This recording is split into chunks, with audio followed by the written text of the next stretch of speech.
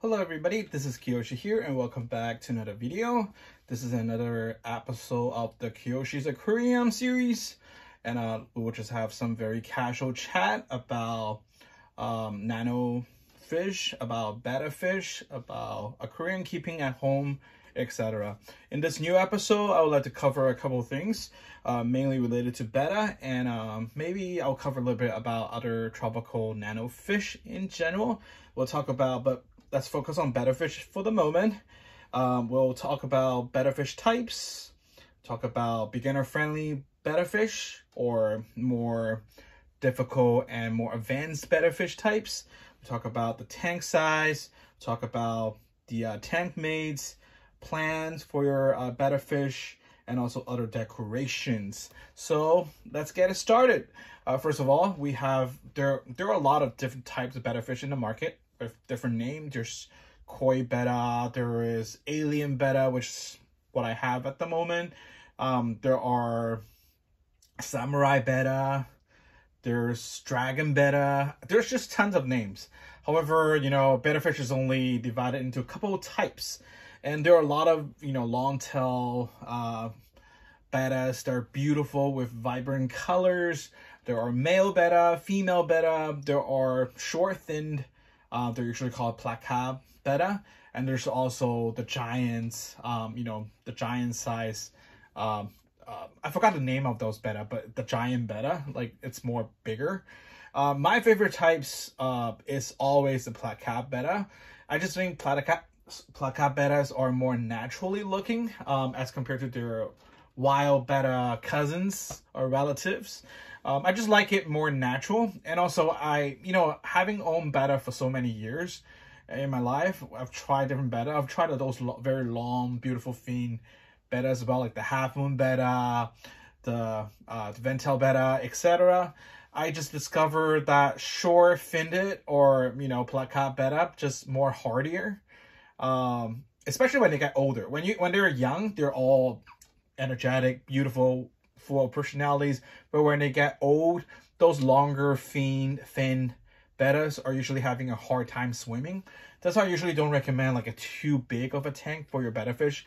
Even if you try to do a community tank sort of aquarium, I would recommend you check out placard betta. Yes, they're less attractive to some people, not to me of course, but to some people, when they talk about betta, when they think about betta, they think about those colorful, beautiful tails, long fins.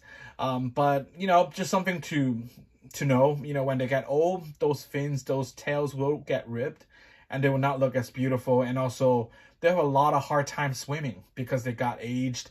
They become slower. It's just more difficult for them to enjoy a high quality life in a huge tank. So normally I put my betta in anywhere from like a 2-gallon to 5-gallon tank. And when my betta gets old, how can you tell if they're old? They're not moving much. They have difficulty breathing. Their appetite on food has sinked. They mature to a size that their color starts to fade out. Their tail, their fins start to rip. That's when you notice those bettas are probably a senior betta getting old. I usually remove them and put it in a 2-gallon max or 2.5-gallon shallow tank. Those wide one, not really the square looking aquariums, but more the rectangle shaped typical 2.5-gallon or 2-gallon aquariums. It's their like retirement tank in my opinion. And the only tank mates I put in there is probably maybe 2 or 3 shrimps. I don't really let them go too wild in the tank anyways. But anyways, yeah, that's what I do for senior tanks. Over the years, I just grow out of the interest with those, very beautiful and long tailed bettas, like the half moons, like, those very beautiful bettas.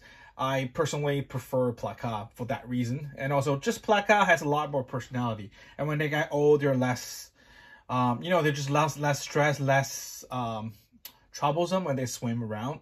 And that's why I prefer that way. But it's your choice, it's just my personal favorites. And also, I usually don't really buy koi bettas.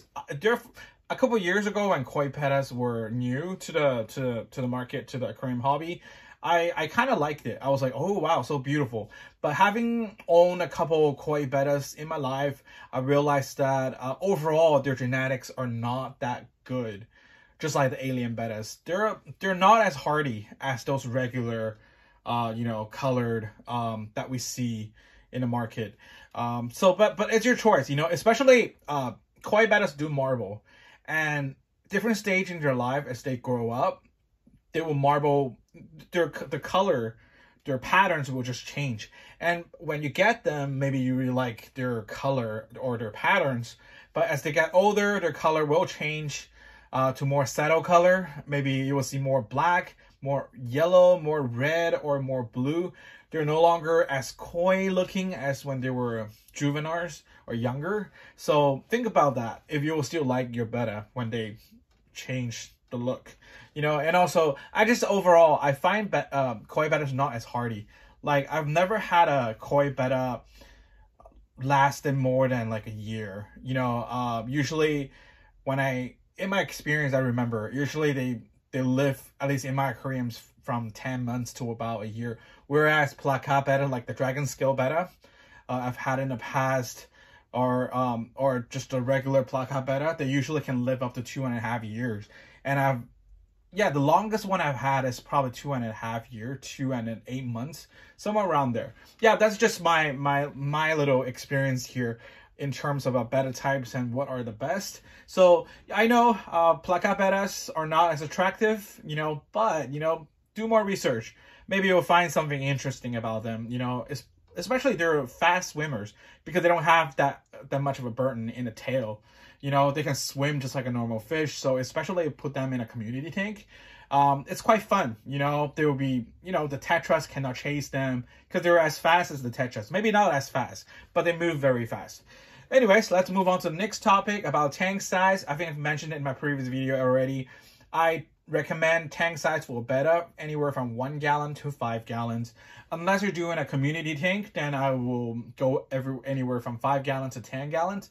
If you are just doing a betta tank with just snails, maybe a couple shrimps, 1 to 5 gallon will be sufficient enough.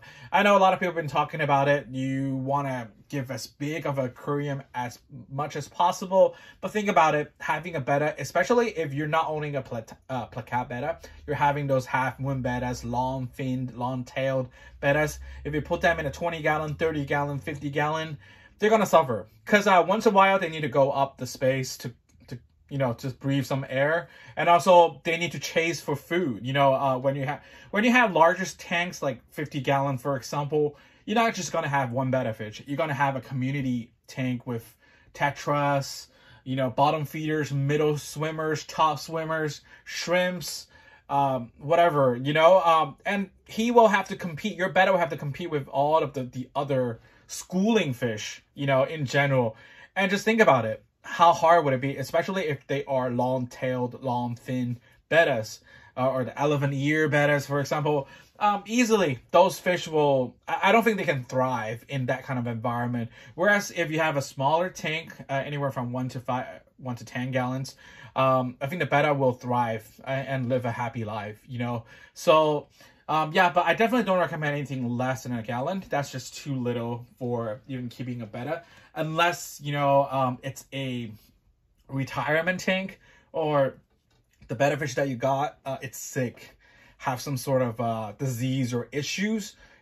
You can use it as a quarantine tank, use it as a grow out, like a retirement tank. Or if you're breeding your own fish and you have juveniles, very tiny ones, you can keep it in maybe less than 1 gallon for a period of time, until they pass away, until they grow a little bit bigger, and then put them in a larger tank. But 1 gallon, I think that's minimum, in my opinion. I know people might not agree with me, but this is just from my experience. I think betta thrive better not in a too humongous size of aquariums. Anyways, next about tank mates, depending on the personality of your betta, and also depending on what type of betta that you're getting. Like I said, plakat bettas move fast, they're curious, and usually they're like all the plakat bettas that I owned, or those giant bettas that I owned, they're quite friendly. I mean, they might, if you're getting male bettas, they might have some flaring problems, but I never had any issue, at least my experience with placa bettas, both male or females, or giant bettas, they ever attack any tank mates like shrimps and stuff like that. So I would say, but you know, do your research and see the personality of your betta. You know, every betta is different. If they are very furious war type, of course, you can't really keep anything. Maybe just keep a couple snails in your tank with your you know, furious betta. That's it. If your betta is friendly, then shrimps, snails, they're definitely very, very good tank mates. And if you have like a 10-gallon fish tank, like a couple years ago, I had a 10-gallon tank with betta fish in it. Also a school of Corydoras in it. I think I have 12 Corydoras, bottom feeders, and a bunch of cherry shrimps. And also, yeah, I think that's about it. I think that's what I had with my betta fish. I mean, also I've tried to put my betta fish with my tetras. I used to have a Black Empire tetra species tank. I've tried to put those long-tailed betta in it. It didn't turn out that well because first they have to compete with the schooling in a 20-gallon. You know, whenever I feed them, usually the food are being eaten away by the tetras like really fast. So actually they don't have anything to eat, or the betta. So it's just from my experience. They don't really work too well in that sense. I've also kept betta fish in a 10-gallon with clown kitty fish. Those are beautiful fish, by the way. I love it. The only downside is they only live about a year, the clown kitties, but they're beautiful. And my betta have no issue with it. Common sense, betta, it's like the middle range swimmers if you have a normal betta, you know. So it's a good idea to have some bottom feeders and also some top swimmers in your aquarium if your aquarium is around 10 to 20 gallons, and your betta should be able having you know, the whole view of the tank. It's just gonna be beautiful. And if you have a smaller tank like 5 gallons or less, I think the only other fish you should keep with betta is shrimps and snails, you know, because you can't really put much of schooling fish. Maybe 2 or 3 autocinchlists if you have a heavily planted tank in a 5-gallon. But definitely nothing like tetras. It's debatable. You might be able to put 6 of the tiny Corydora, the pygmy Corydoras. But that's if you have a very good, stable condition in your aquarium, like a very filtered, very healthy aquarium ecosystem, then it will work. Otherwise, the Corydoras sure wouldn't thrive too much. But yeah, those are my recommendations for tank mates. I think, you know, it's common. Next is plants. Of course, any aquatic plants will do well in your fish tank if you know how to keep them alive, you know. And of course, by the tank size, then you choose the plants based on the tank size. If you're bigger tanks, you know, of course, you might be looking into larger plants like Amazonias, those plants that grow so big.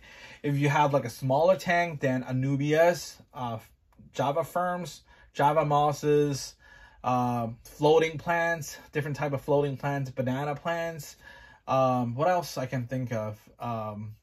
Guppy grass, you know, those are very easy to find and very easy to maintain. My personal favorites are definitely guppy grass, Java moss, Java ferns, and Anubias, especially Java ferns and Java moss.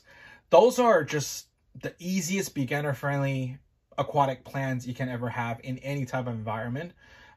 They are very hardy and they grow very slowly. I mean, Java ferns grow really slowly, but they just very hardy, and they can tolerate many different type of temperatures in the water, parameters in the water, lightings in the water. But make sure the lightings are not too much, or they can burn to death. And Java moss grows fast, and shrimps, bottom feeders love them because they can hide their babies in it. They can, even if there's nothing to eat, they can find stuff to eat in those debris. So yeah, those are very beginner friendly, and I highly recommend those type of aquatic plants. And Anubias, I know a lot of people have Anubias in their tanks. They are pretty easy to grow, and you don't need to do much. Like basically you don't need to do anything, you know, just normal water change. That's about it. Yeah, very easy. But one thing I don't like Anubias, I do have Anubias, but I don't have like a full Anubias. I've seen some people's tank have like 20 or 30 Anubias covering the woods and stuff like that. It looks very beautiful, right? I have Anubias like just for fun, maybe like 1 or 2 in a tank. Not in this Betta tank, of course. The reason I don't like Anubias is because when they do die, they smell so bad. That kind of pollutes your water like so bad. It doesn't matter how many times you do the water change, that nasty smell, the nasty rotten smell just gonna stay in the aquarium for a while. You know, yeah, that's the one of the reasons I don't like it. There are a lot of other plants, even they die, when they rot, they're not going to smell that bad, but Anubias does smell really bad when they die. So one thing to be cautious. And of course, other decorations, rocks, stones, wood, coconut shells, that's become very common and I guess popular nowadays. You can grow Java moss on top of it. Marimo balls, you know, those are very popular too. I used to keep a bunch of those as well in the past. What else decorations? If you have a Betta, of course, Betta leaves, Betta hammocks. I think that's what it's called. I don't even know. I have 2 in there. This is the brand that I recommend. I actually don't remember what brand it is. I'm gonna do another video, talk about what I use in my tank. Also maybe share my links with you guys where you can find those. I need to do a little research because I don't remember. But this brand, I know there's a lot of different type of Betta hammocks out there. In the market online, they're all cheap, anywhere from $2 to $10. You can get them, but this one, I think you can get it at Petco. I think you can get it at different places as well. I personally think this is the best because they're very soft, and also they're bendable as well to different shapes. But most importantly, they're very soft. They really feel like leaves, not plastic. It does not harm your Betta fish, especially if you have those beautiful long-tailed Bettas, like half moons and stuff like that. This is the type I would recommend you guys. Once again, I will do another video focus on the stuff that I used, and I think it's good that I can recommend to you guys. So stay tuned for that. But yep. So those are decorations. Oh, of course, you can buy whatever. You know, when I started my aquarium hobby, or my aquariums, I started with Betta fish. I think that's what most of us started with, Betta fish. I put him in a 1-gallon plastic tank. And then I have a theme for it. It was, I think, SpongeBob. I think a lot of people did too when we were younger, when we were like kids. And I had another one. It's more like an Asian themed. Like I put a Buddha, like a head of a Buddha. It's made of resin, I think, in the center, and then a bunch of fake plants. You know, I mean, that's how we grow, you know, in the aquarium hobby from the starting point. To be honest, I'm not like a fancy fish keeper.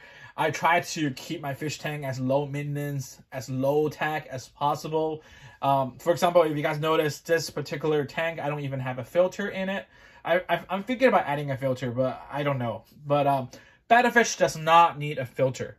You know, I know, again, some people might not agree with me. Some people might think you need to have filter in every single container. But if you have a very low bio, for example, this tank only has 1 Betta, female Betta living in it. I'm planning to add maybe 3 shrimps later. But for the time being, this is the 2nd day of her living in this new tank from her, you know, previous quarantine tank. I want her to settle a bit more. Now she's still very hyper. But maybe 2 weeks later, I'm going to add some, maybe just 3 or 4 shrimps in it to share with it. But it has a very low bio. I have live plants. I have Java moss. You know, those are all great nitrogen suckers. And also, yeah, Betta fish prefers very calm waters. And also, as long as you have a heater or your room is heated, you keep a steady temperature, and your water quality keeps good. You know, it's a cycled tank. The water is being cycled. You don't need a filter, to be honest with you. And a lot of times when your tank is mature enough, all you need to do, you don't even have to siphon or clean the tank. All you need to do is just top it off, the water, when they, you know, get lower in the line. But right now my tank is not like fully cycled, like fully equally, you know, balanced. Therefore, I still need to do water changes up a couple days at 25% water change. As you can see, it's not fully, how do I call it? It's not like fully, like there's not a lot of plants in it. And also this is the second day of this tank running. The rocks that I got from my other tanks, so there's a lot of bacteria on it already. Those are not new. And all the aquatic plants are also transferred from my other fully cycled tank for years. So I do have a lot of good bacteria going on here, but still, it's a new tank, so I need to find a balance first. Once everything settles, once the Java firm settles, everything settles, that's when I can stop the water change. But like I said, you need to do enough research on that. Don't just do it like, okay, you know, Kiyoshi said you don't have to do water change. Kiyoshi said you don't need a filter. You know, it depends on the condition. All conditions have to meet, especially your water parameters. Water quality has to be good in a self-sustained ecosystem. Therefore, very low maintenance is needed, especially if you have a very low bio-low and larger tank, like 3 to 5 gallon, just one Betta living in it. You really don't need a filter, to be honest with you. My Betta lives happier without the filter, to be honest with you. Sometimes the filters are too hard for a Betta fish, especially you have those long-tailed Bettas. So yeah, so that's my recommendations. Once again, I'm not like a professional fish keepers, but I do have 7 to 10 years experience. That's all from my experience. You know, I learned the way, you know, I learned from my mistakes. And when I started a aquarium hobby, like many others, I started with plastic bowls, you know, plastic tanks that sells maybe 20 to 30 bucks at Petco or PetSmart. And then you put Betta fish in it and then just change water every time, take the rock out, just clean the whole thing and restart. And then of course, doing more research, learning about how the water cycles, how everything works. Then I get a bigger tank for them. You know, at that time it was still plastic. And then slowly, gradually, I started using glass tanks, like a 5 gallon, 10 gallon, 20 gallon tanks. And then I try to buy the best branded aquarium accessories, like the best heater that can cost like $60, $70, the best of everything, you know, the best light, you know, the best filters, everything the best.